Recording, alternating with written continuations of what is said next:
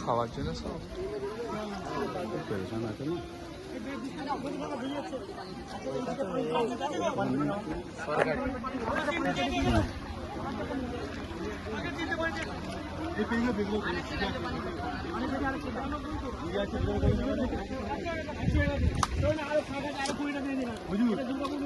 ভেতরে করুন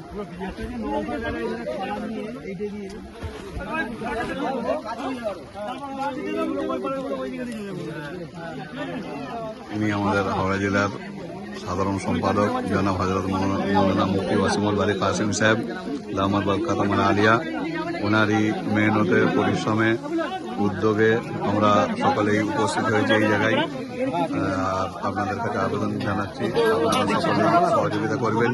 কি অবস্থার এখানে মানুষ আছে সকলেই উপলব্ধি করছেন। আমাদের উনি কারি সাহেব,